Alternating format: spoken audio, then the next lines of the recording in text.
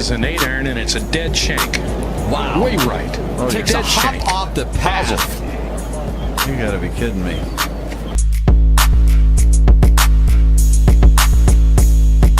Very tough pitch shot right here. You got to hit it into the hill, one hop up and bite, and it's in. Kind of like that. Hey, what's going on, everyone? This is Jay from Sub 70. It is March 1st. The Masters is just a little bit over a month away, so that's exciting. This week is the WGC Mexico. Interesting course with crazy elevation. I think it's about 8,000 feet above sea level, so you'll see guys hitting irons damn near 300 yards.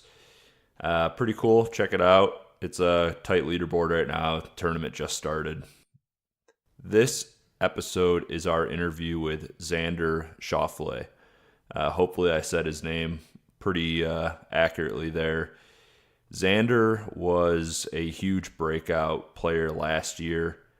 He was the PGA Tour Rookie of the Year. He had 2 awesome victories, including the Tour Championship in Atlanta. We'd like to thank Xander and Callaway for setting this up for us.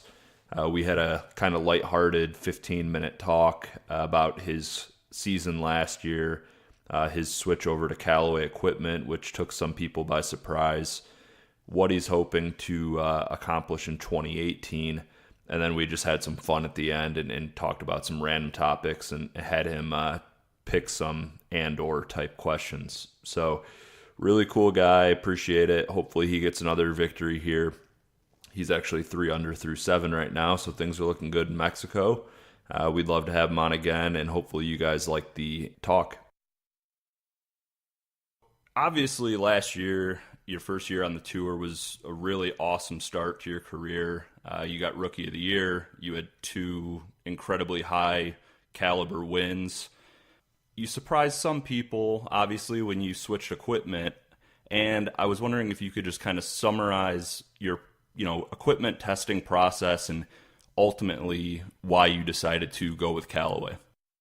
Yeah, I mean, it was simple. I mean, at the time I was sort of, it was tough, obviously. I mean, I was with TaylorMade since my senior year of high school, and I didn't really have any reason to switch, and my contract was up, and I was like, I need to be responsible and sort of, test other products just to see what's out there, since I've never really done that because I never really had the power to. So right. kind of went around, and I wasn't expecting a whole lot. And, I joke about it now with the guys here, but I was like, you guys kind of tricked me. They had some new product out that I didn't even hear about when I went in. And that sort of swayed me to come over here. And I just felt like the team and just the overall support for the direction I want my game to go and just me as a person. I just felt like there was just an overwhelming amount of support coming from Callaway, and equipment wise, the ball was huge. If you look at my stats, there's areas that are pretty weak, and my coaches and I, we talked and figured I need something a little different that'll kind of feed into hitting better shots, around the greens is kind of where I struggle. And that new ball they tricked me with, or not tricked me, but surprised me with, I should say now. Tricked at the time. The ace up the sleeve for sure. So when I went in, it seemed to be kind of a no-brainer. There's been a lot more players, I guess, that have kind of been on the, free agent equipment market, whether it's due to, Nike exiting the industry or other factors. And I know a lot of guys, Rory has said it and other guys have said it, that the ball is kind of their number one priority. And that's kind of what leads them to these different manufacturers. So what ball are you playing now? You're playing the new Chrome Soft, and where, what differences and what really, gave that the upper hand over some of the other stuff you maybe looked at? So, I'm playing the Chrome Soft X 2018, and it was funny. And part of my decision, when I won the Greenbrier, I was using a Tour Preferred X, and when I won the Tour Championship, I used a TP5X. Mm-hmm. Obviously looking for my first one with the CSX. But it was that helped me in terms of switching. I knew I was like, okay, the ball is obviously extremely important. Like you mentioned, other tour players talked about, but the fact that I went with 2 different golf balls, I felt like I could switch and not be too scared. So that was kind of firsthand. And then second off, the CSX was my struggles around the greens, and I figured as long as I don't lose anything off the tee, then I have no problem. And the CSX is much softer around the greens than the TP5X is.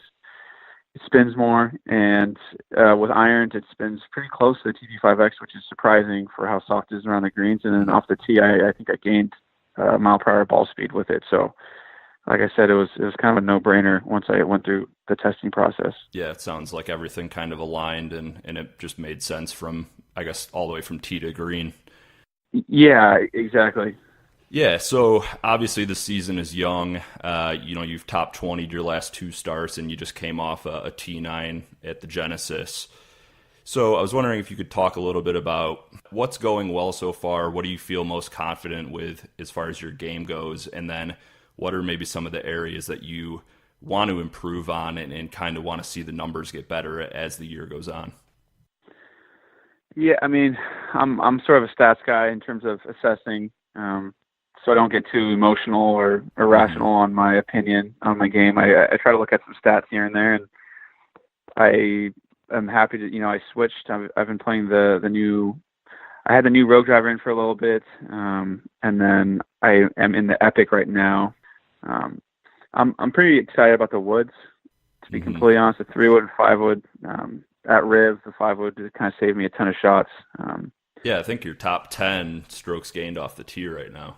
Yeah, so the thing I'm most excited about is I haven't lost any of my strengths by switching companies, which is anyone's concern when they switch. Like anyone, like even Rory, when Rory switched clubs, like he had an off year. When he went to Nike, it took him a year to figure it out. Yep. The scary thing and why everyone's reluctant to switch companies is how quickly you can kind of game it. And so I think the fact that I've switched the ball right away, I've switched my woods right away, and still being able to put up decent scores, without feeling, too great about my game early in the year. It kind of speaks volumes to the equipment.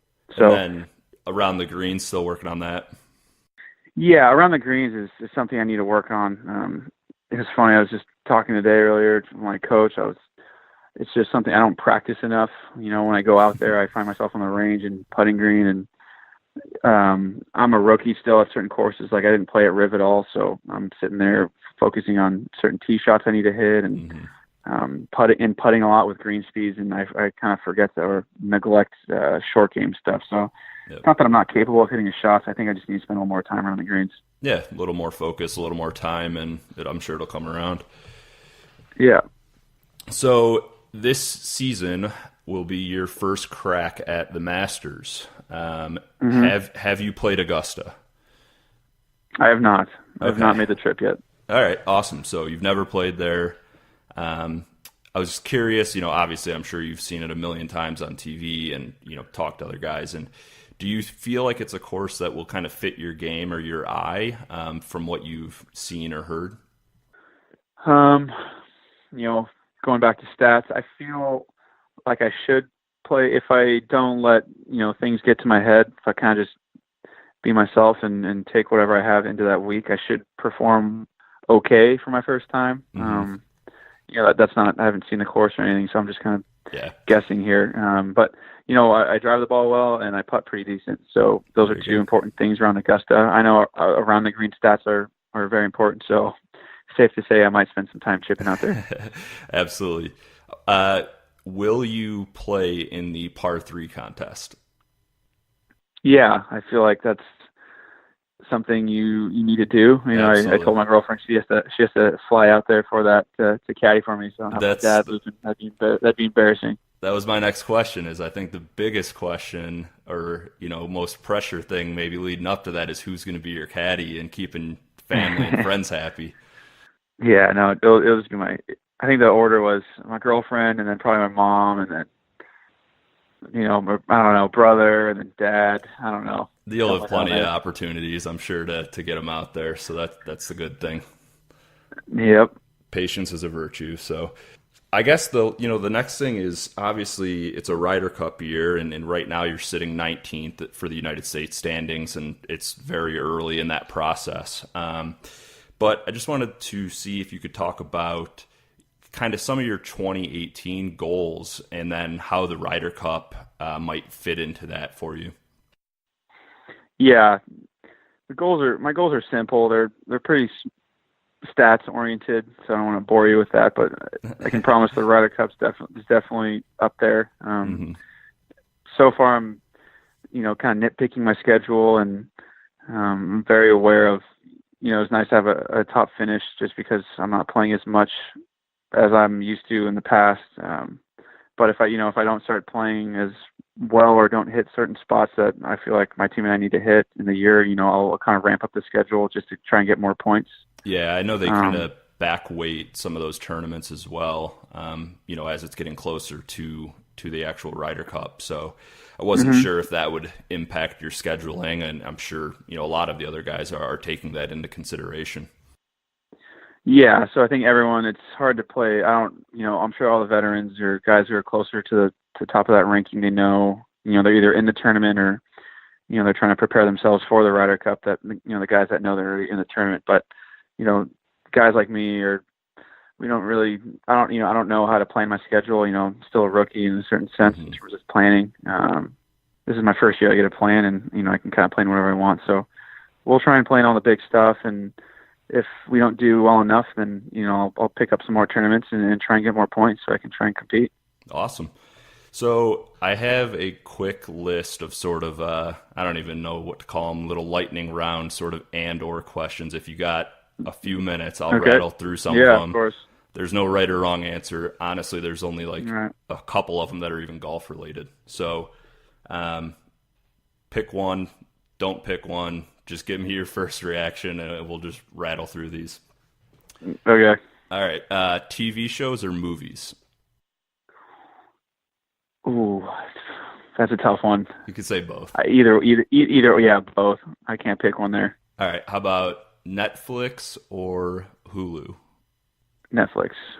All right. Audiobook, actual book, or podcasts? Audiobook. Basketball, football, or soccer? Basketball. To play or to watch, or both? I played soccer. I mean, honestly, I'd rather play soccer, and I like watching basketball. Okay. Jordan or LeBron? Jordan. There you go. We're Chicago guys, so we appreciate that. There you go. Yeah. Federer or Nadal? Federer. Burger or chicken sandwich? Where's the chicken sandwich from? Wherever you want. I'll probably go burger. All right. Salsa or guacamole? Guacamole.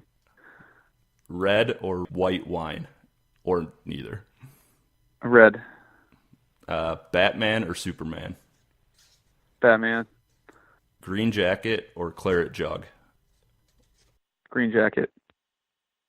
And one PGA rule change, if you could make any change to the tour.